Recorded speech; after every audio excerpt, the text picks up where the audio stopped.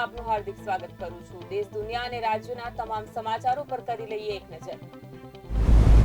હવામાન વિભાગે આગામી 4 દિવસને લઈને રાજ્યમાં વરસાદની આગાહી દર્શાવી છે। રાજ્યના દક્ષિણ ભાગમાં સાયક્લોનિક સર્ક્યુલેશન સર્જાયું હોવાથી તથા દક્ષિણ ગુજરાતમાં એક ઓફસેટ ટ્રક સર્જાયો હોવાથી આજે રાજ્યના કેટલાક જિલ્લામાં ભારે વરસાદની શક્યતા છે।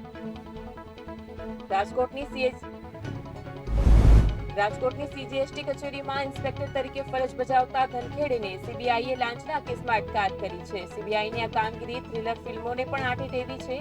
સીબીઆઈ સુધી એક વેપારી પહોંચ્યા હતા અને જણાવ્યું હતું કે અમદાવાદ રહે છે પણ ભાવનગરમાં યુનિટ ધરાવે છે। ઇલેક્ટ્રિક વાહનોના વેચાણને પ્રોત્સાહન આપવા રાજ્ય સરકારે 2021થી સબસિડી આપવાની યોજના અમલમાં મૂકી હતી। શહેરમાં આ સમયગાળામાં 15,648 અરજદારોએ સબસિડી મેળવવા અરજી કરી હતી। હજુ 2135 લોકોને ₹20,000 થી માંડીને 1.5 લાખ સુધીની સબસિડી મળી નથી। ઓમકારસિંહ ઠાકુર અમદાવાદ રેલવે સ્ટેશનના રીડેવલપમેન્ટની કામગીરી 2500 કરોડના ખર્ચે શરૂ થઈ ગઈ છે અને 36 મહિનામાં કામ પૂરું થશે। નવા બનનારા સ્ટેશન ઉપર લોકો સરળતાથી પહોંચી શકે તે માટે કાલુપુર બ્રિજથી સાળંગપુર બ્રિજ સુધી સ્ટેશનને જોડતો નવો 10 મીટર ઊંચો એલિવેટેડ રોડ બનાવાશે।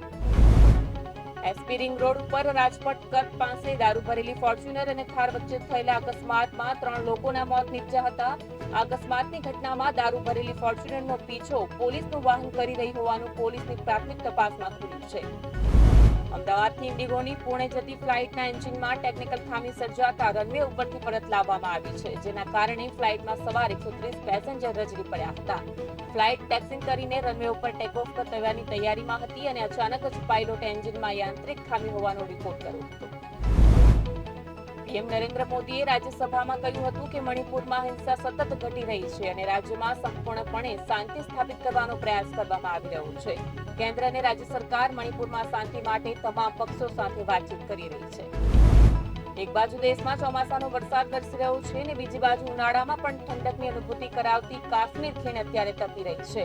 શ્રીનગર હોય કે ગુલબર્ગ, સોનમર્ગ હોય કે પછી અમરનાથ યાત્રાનો રૂટ પહેલીવાર સમગ્ર ખીણમાં લૂ ફૂંકાઈ રહી છે।